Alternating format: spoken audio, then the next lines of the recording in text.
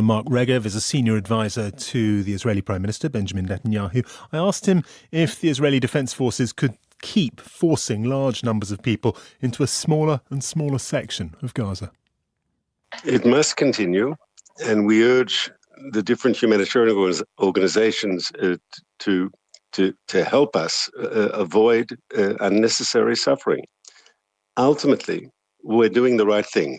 We're going after Hamas, and in specific areas where we know there's going to be heavy fighting between the Israeli Defense Forces and the Hamas terrorists, we urge civilians to leave those areas for their own safety. We don't want to see them hurt. And as they move to new areas, we hope the humanitarian organizations can get their act together and provide the support that is required. Those humanitarian organisations report an absolutely drastic lack of supplies, an inability to move those supplies around because fuel is not being permitted into the territory. They say that their own staff are being, if not targeted, then they are being hit by air raids, relying on those agencies whilst denying them the ability to do their job. Seems like something of a contradiction. The real contradiction is that we gave the details, the geographical details of the safer areas already a week ago. And then we were told that the humanitarian organizations can't set up facilities there because that would be seen as collaborating with the Israeli offensive. And now they say, well, you can't ask people to go there because there's nothing there. The alternative is, of course, to have them remain in areas of combat and see people caught up in the crossfire. We don't want that. The humanitarian organizations raise money, receive money to help people. They must do what needs to be done. But they cannot get their supplies into Gaza. That's the problem, I disagree, sir. We're working on beefing up capacity at the crossings. It's true there's a war going on. I know there are difficulties. But if people want to solve problems, problems can be solved. They say you are the problem, with respect. They say Israel is the problem, that's why they can't get supplies into Gaza that they need. And their position has been already for over a month that there should be an immediate ceasefire. And that is both a tactical and a strategic error. It's a tactical error because had we agreed a month ago to a ceasefire in the fight against Hamas, we would never have got our hostages out.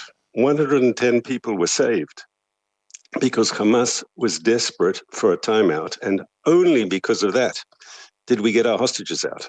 Today they are wrong strategically as well, because they're saying agree to a ceasefire with Hamas. That leaves Hamas in power, which means we'll have another October 7th, not that Mark Regev says so. The Hamas says that openly, that they would do another attack, in their words, again and again and again, which means we'll just be back to square one, a war in 6 months, a war in 1 year. How does that help anyone? The United States president has spoken of a critical need to protect civilians in a conversation with the Israeli Prime Minister. The Secretary of State has spoken of a gap between the intent to protect civilians and the actual results that we're seeing on the ground. When your closest ally is publicly criticising the actions of your military, does it make you pause for thought? We also want to see a maximum humanitarian effort, and we don't want to see a single civilian caught up in the crossfire. Our goal is to destroy Hamas. We don't target the civilian population of Gaza. Our job is made very, very difficult by Hamas, which has a deliberate strategy of using Gaza's civilians as a human shield. Not just Israel says so, but the European Union has said so, the British government has said so, the US government has said so, that Hamas deliberately builds its military structure in civilian areas. And when we ask civilians to leave, we're doing the right thing. And humanitarian organizations that want to support Hamas's strategy of human shields, they are making a grave error, the opposite of humanitarianism. You make the point that the United States has backed your overall policy, but you are well aware that in the last week, the volume and nature of criticism from senior officials has changed dramatically, and they are making very public their concerns. I ask you again, does it make you pause for thought that you are being publicly criticised by very senior officials? We would also like to see a reduction in civilian casualties. That's precisely why we're asking today for civilians to leave areas of combat. But if people are saying, Israel, stop your war against Hamas, the answer is no. For Israel, that would be almost suicidal. You'll be aware that there's a photograph published in newspapers around the world of what looks like hundreds of Gazan men stripped and bound, prisoners of the Israeli military. Some of the men photographed being taken into custody by the Israeli military have been identified as journalists, as UN employees, or workers for the United Nations Relief and Works Agency. Do you know why they have been detained?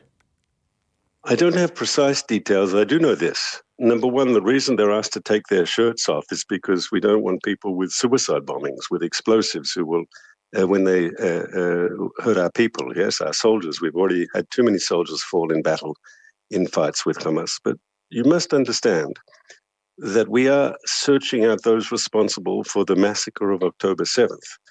And if we gather people together to find out which ones of them were responsible, whose name and face fits with photographs of people beheading people or raping women or so forth, this is what we will do.